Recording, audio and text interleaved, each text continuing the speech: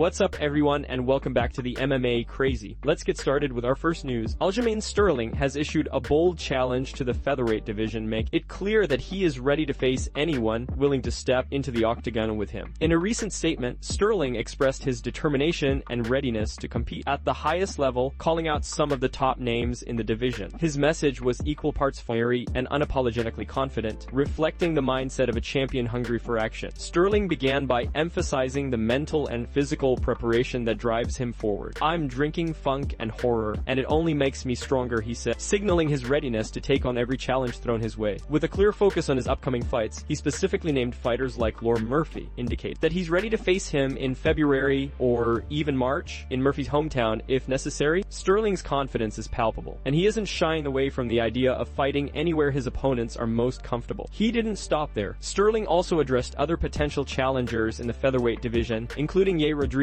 and more. EVB, asserting that he's ready for every fight and claiming victory in previous matchups as proof of his readiness. "Bring the heat. I'm ready for all you suckers," Sterling said. His tone made it clear that he is focused not only on competing but on dominating the division. Beyond calling out specific opponents, Sterling's message had a broader goal to make it clear to the UFC and specifically Dana White that he is prepared for any opportunity, including high-profile events like fighting at the White House. He reinforced that at the heart of his drive is a desire to maximize his career and earnings. "At the end of the day, I'm here to make mother money, baby. Bring the funk, bring the horror, bring the heat," he said. Sterling also acknowledged the realities of his age and career stage, stating, "I'm 36. I ain't getting younger. Let's get that or get off the pot." This candid admission underscores his urgency and determination to make every fight count. For Aljamain Sterling, the message is simple. He is ready, willing, and more motivated than ever to leave a lasting mark on the featherweight division. But before we jump into the next story, we have a small favor to ask. If you're enjoying the content, please give this video a like, subscribe to the channel, and tap the bell icon. It really helps us out and ensures you'll never miss an update. Move on to another news. Anderson Silva, the legendary Brazilian fighter, recently shared insights about his next fight following an impressive victory over former UFC champion Tyron Woodley. The 50-year-old icon returned to the ring in highlight reel fashion on Friday, defeating Woodley in the second round, reminding fans why he remains one of the most feared and respected fighters in combat sports history. Immediately after the fight, Silva sat down with Ariel Helwani to discuss what's next in his fighting career and his life beyond the octagon. Silva revealed that he plans to balance his fighting career with meaningful work outside of combat sports. "I'll go back to work right now and start my police academy training with the Beverly Hills PD. I need to give something back to the United States, and I'm going to do that," he said. While acknowledging his responsibilities beyond fighting, Silva made it clear that this is far from the end of his combat sports journey. "This is not my last fight. Next time, next event," he affirmed. When asked about a potential opponent, Silva named Chris Weidman, the fighter who ended his historic reign as UFC middleweight champion. "My venom is Chris Weidman. Chris, I know you hurt your arm. I'll wait for you to get better, and let's do the show. Let's show how ex-UFC fighters can perform in boxing. I'm waiting for you, Chris," Silva declared. Fans may recall that Weidman was originally scheduled to box Silva before an injury forced him to withdraw. Since Silva's comments, Weidman has responded on social media, confirming he's ready. "Congrats to Anderson Silva. He called me out. Your venom is here. I will see you soon." At the post-fight press conference, Silva reflected on his long career and shared his perspective on continuing to compete at 50. "I don't have a number, you know. I just wake up every day and say, God, thank you so much. I'm here again. When I can put everything together, my work, my company, and my training on, just say, oh my God, I can do this again. I'm so lucky." He acknowledged the risks and the reactions from his family, admitting, "Everybody knows I'm crazy. And yeah, I'm a little crazy. But it's a passion, brother. It's a passion." With Friday's victory, Silva now holds a professional boxing record of 4-2 and has also participated in exhibition bouts against Cha Sunin and Bruno Machaut, both of which ended without a declared winner. The prospect of a Silva versus Weidman boxing match has fans excited, and many are eager to see these two legends face off once again, this time in a new arena. Move on to another news. Joshua Van has faced significant backlash online following his emphatic celebration after defeating Alessandro Pantoja at UFC 323. Many fans criticized Van's reaction, arguing that it was excessive given the unusual circumstances of the victory. Pantoja, who is widely regarded as one of the top fighters in the flyweight division, suffered a freak injury early in the fight, quickly ending his reign as champion. The abrupt nature of the win left some feeling that Van's celebration was over the top and disrespectful, despite the fact that such moments are rare in a fighter's career. However, flyweight contender and potential next opponent Manel Kape has come to Van's defense, offering perspective on the situation. Following his own knockout victory over Brandon Royval, Kape spoke with TMZ about Van's controversial celebration. He celebrated the way he was in the moment, Cape explained. In the moment, not everyone has the maturity to think. This was new for him. He's young. People cannot be so hard on him about the way he celebrated. How many people win a world championship,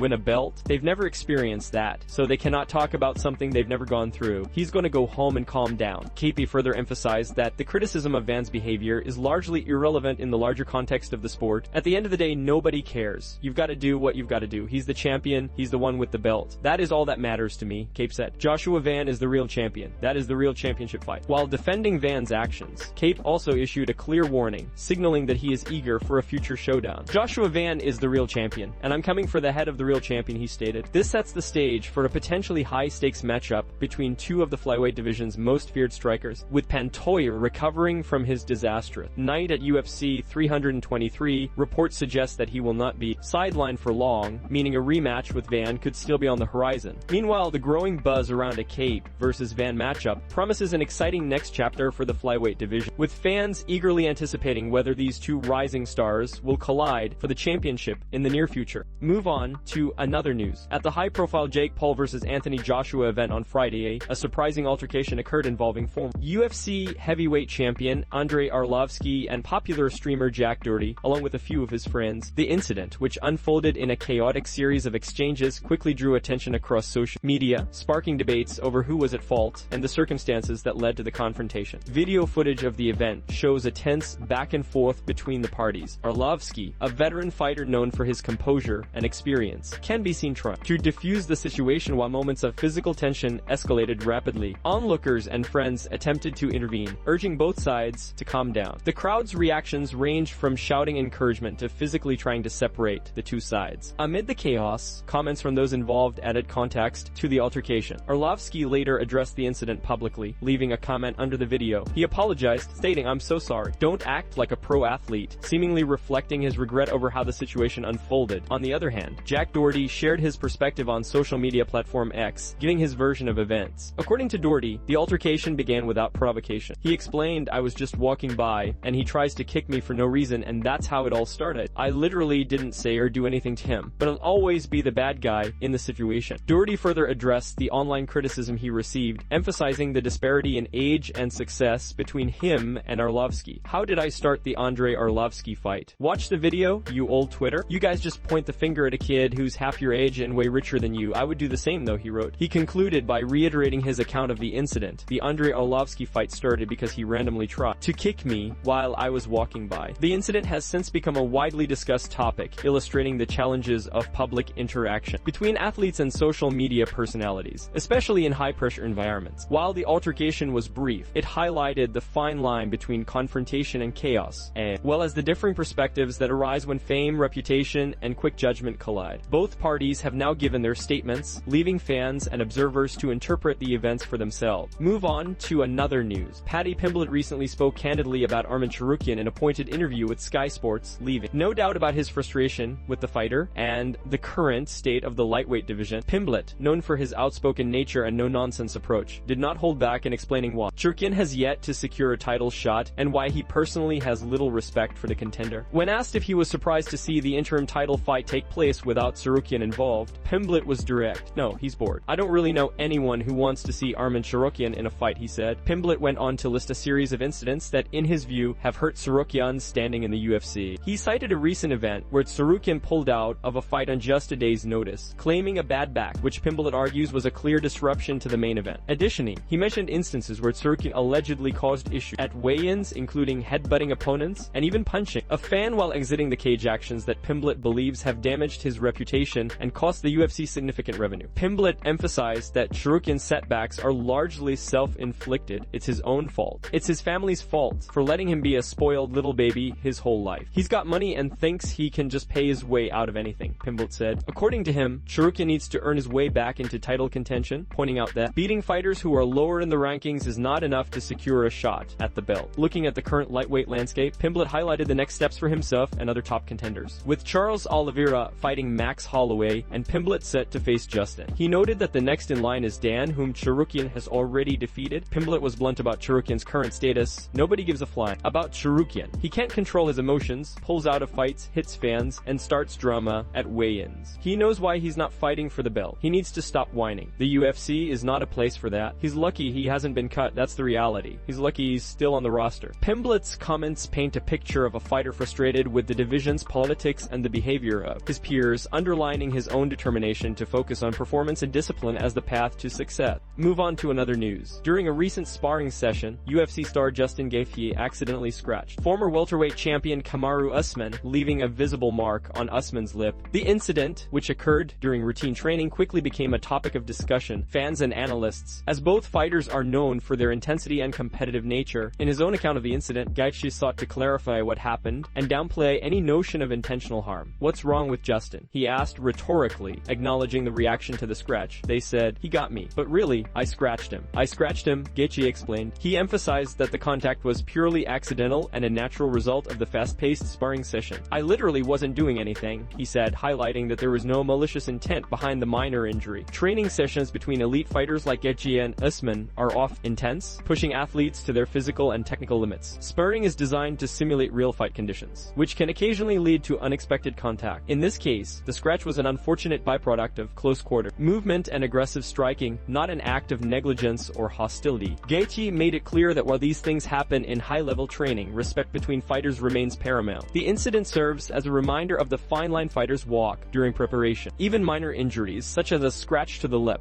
can attract attention and speculation, especially when involving prominent fighters with large fan followings. Both Gaethje and Usman are respected veterans of the sport, known for their dedication and professionalism, and this event underscores the reality of rigorous fight preparation in the UFC. Gaethje's clarification has helped to quell some of the online chat, with fans understanding that accidents are a natural part of sparring. While it may have made headlines, it does not reflect on either fighter's character or approach to training. Instead, it highlights the intensity and physicality required to compete at the highest level of mixed martial arts. Both Gaethje and Usman continue to demonstrate why they are considered among the sports elite, pushing each other to improve while maintaining mutual respect. Move on to another news. The MMA community was quick to react after Andrew Tate's recent fight, and the response from fighters, analysts, and fans was both unfiltered and overwhelmingly critical. Many in the industry seized the opportunity to voice their opinions, claiming that Tate's performance exposed the limitations of his combat skills. Former UFC fighter Sean Strickland was among the first to comment, bluntly stated, "Told you all Andrew Tate was, also known as champion means nothing. At least he's exposed now." Strickland's tweet reflected the sentiment shared by many who had long doubted Tate's ability to compete at a professional level. The notion that a self-proclaimed champion could face real consequences in the ring resonated widely within the MMA community. Michael Bisping, a UFC veteran and analyst, echoed the criticism, calling Tate's performance hilariously bad. Bisping's remark highlighted the gap between Tate's online persona and his actual fighting ability, emphasizing how social media fame does not necessarily translate into professional-level combat skills. Similarly, former lightweight contender Kevin Lee tweeted, "Do y'all believe us now when we say Andrew Tate could never fight?" reinforcing the growing consensus that Tate's abilities were significantly overstated. Analyst Leah McCourt provided a more detailed breakdown of the fight itself. She noted that both competitors were visibly exhausted and underprepared. "This fight's going exactly like I knew. Chase is so bad. Tate is marginally better, but in all his videos, he only body spars. Both tired. Not a great fight," MC Court said. Her analysis underscored the mismatch between hype and reality, showing that neither fighter delivered a performance that met the expectations set by their public persona. Amid the criticism, MC Court concluded on a forward-looking note, expressing interest in future matchups. "I officially call out the winner of this fight," she said, signaling that while Tate's performance left much to be desired, the fight still generated attention within the MMA community and opened the door for new challengers to step up. Overall, the response to Andrew Tate's loss reflects the unforgiving nature of professional MMA, where hype and online notoriety can quickly be dismantled in the octagon. Fighters and analysts alike made it clear that real combat experience and skill are not negotiable, and that any claims of championship status must be proven in the ring. Tate's defeat serves as a stark reminder that fame does not equate to fighting ability, and the MMA world remains unflinching in holding competitors accountable.